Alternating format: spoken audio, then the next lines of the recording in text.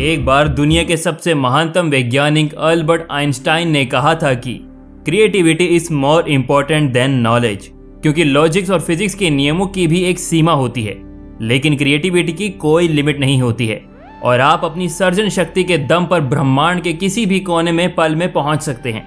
वो ब्रह्मांड जिसका ना कोई आदि है और ना ही कोई अंत है, और ये इतना ज्यादा बड़ा है कि जिसे सिर्फ इमेजिनेशन पावर के दम पे ही मापा जा सकता है।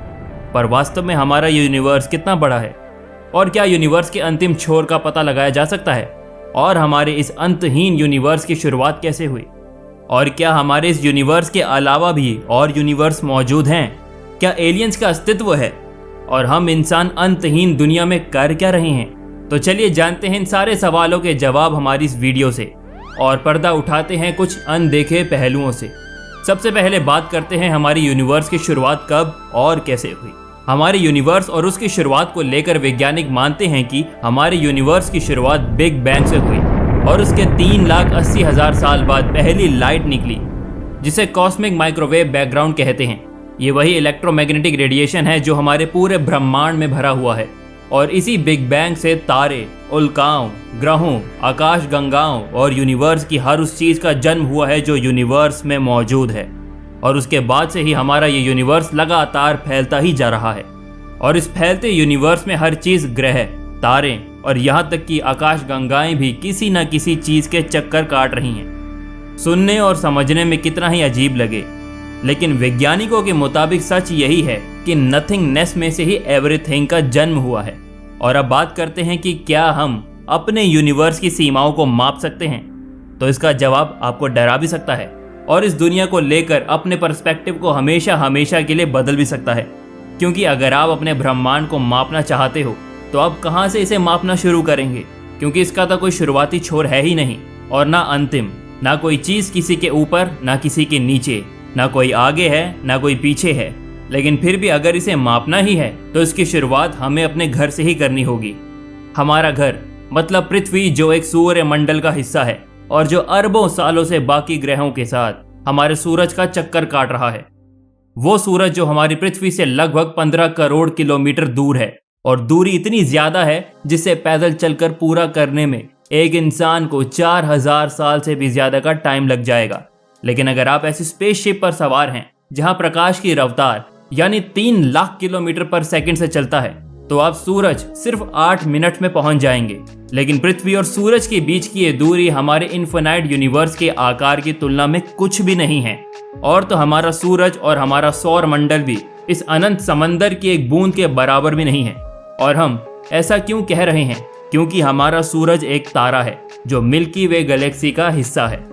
वो मिल्की वे गैलेक्सी जो 1.5 लाख प्रकाश वर्ष चौड़ी है और जिसके अंदर सूरज जैसे अरबों तारे हैं, और हमारे जैसे अरबों सौर मंडल हमारी इस गैलेक्सी में मौजूद हैं। और इस बात की भी काफ़ी पॉसिबिलिटी है कि हमारी ही गैलेक्सी में हमारी पृथ्वी जैसे ही अरबों ग्रह मौजूद हैं।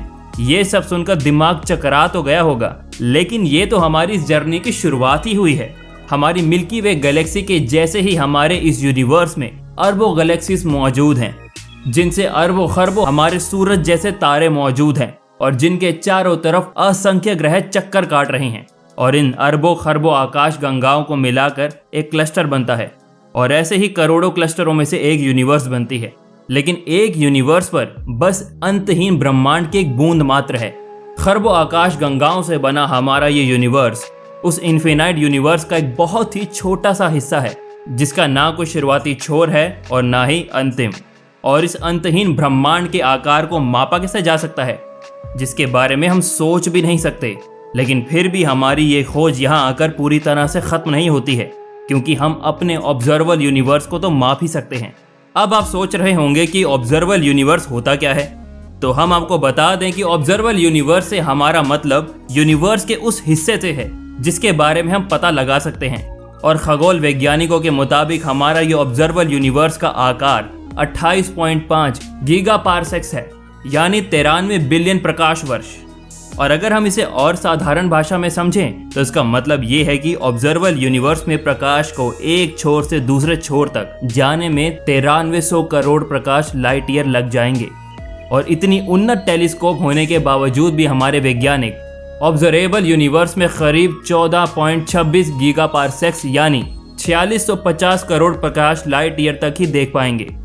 और अगर हम इंसान लाइट की स्पीड वाली स्पेसशिप में बैठकर इसे पार करने की सोचें तो हम अरबों खरबों जनरेशंस के बाद भी इसे पार नहीं कर पाएंगे। ये सुनकर आपके मन में सवाल जरूर उठ रहा होगा कि जब लाइट को ही ऑब्जर्वेबल यूनिवर्स को पार करने में 9300 करोड़ साल का टाइम लगता है तो वैज्ञानिकों ने ऐसा कैसे जान लिया कि ये 93 बिलियन प्रकाश लंबी है। तो हम आपको बता दें कि वैज्ञानिकों ने यूनिवर्स में ग्रहों और सितारों के बीच की दूरी को रेडियो तरंगों की मदद से नापते हैं और इसे कॉस्मिक डिस्टेंट लैंडर कहा जाता है।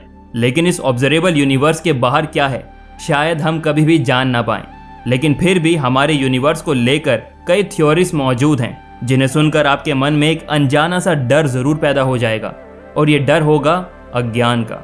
और इन्हीं में से सबसे पॉपुलर थ्योरी है पैरेलल यूनिवर्स के बारे में। जी हाँ, पैरेलल यूनिवर्स एक बहुत ही अजीब वैज्ञानिक अवधारणा है जिसके अकॉर्डिंग एक ब्रह्मांड के भीतर अनगिनत ब्रह्मांड है। और ये जानकर शायद आपको झटका लगे कि इन अलग ब्रह्मांडों की फिजिकल और केमिकल बनावट बिल्कुल अलग हो सकती है और यहाँ तक कि इन दूसरे यूनिवर्स की प्रकृति यानी फिजिक्स के नियम भी बिल्कुल अलग हो सकते हैं। शायद उन दूसरे यूनिवर्स में इंसान हो ही ना और वहाँ कोई दूसरी स्पीशीज जैसे मच्छर वहाँ इवॉल्व होकर एक इंटेलिजेंट स्पीशीज बन गए हों और वहाँ राज करते हों, या फिर उन दूसरे यूनिवर्स में सभी इंसान उड़ सकते हों, या फिर वहाँ हम इंसान लाखों सालों तक जिंदा रह सकते हों। और क्या पता उन यूनिवर्स में डायनासोर्स कभी मरे ही ना हो और वहाँ अभी भी उन्हीं का राज चल रहा हो। और अज्ञात यूनिवर्स में मौजूद मिस्टीरियस की खोज पैरेलल यूनिवर्स पर आकर ही नहीं रुक जाती। पैरेलल यूनिवर्स के भी कई प्रकार हैं जिनसे में बबल यूनिवर्स, वैज्ञानिक multiverse, scientific multiverse, brain multiverse इत्यादि, जिसे आप मल्टीवर्स कह सकते हैं। और इनका एग्जाम्पल हम एवेंजर्स इन्फिनिटी वॉर और स्टार वॉर्स जैसी साइंस फिक्शनल मूवीज में देख चुके हैं। वहीं मल्टीवर्स की बबल थ्योरी के मुताबिक हमारा ये ऑब्जर्वेबल यूनिवर्स स्पेस और टाइम के इस अनंत समुद्र में एक बबल के ऐसे तैर रहा है जैसे कोई बुलबुला हवा में तैर रहा हो। और ये स्पेस और टाइम के इस इनफिनाइट सागर में ही हमारा ही यूनिवर्स तैर नहीं रहा है, बल्कि उसके साथ अनगिनत यूनिवर्स तैर रहे हैं जिनका ना आदि है और ना अंत। वहीं ब्रेन मल्टीवर्स और साइंस मल्टीवर्स के मुताबिक भी इनफिनाइट यूनिवर्स मौजूद हैं। ऐसी ही जानकारी पाते रहने के लिए हमारी चैनल को सब्सक्राइब करके बेल आइकन जरूर से दबा दें। मिलते हैं एक और दिलचस्प वीडियो में एक और दिलचस्प जानकारी के साथ। तब तक के लिए इस वीडियो में अंत तक बने रहने के लिए आपका दिल से धन्यवाद।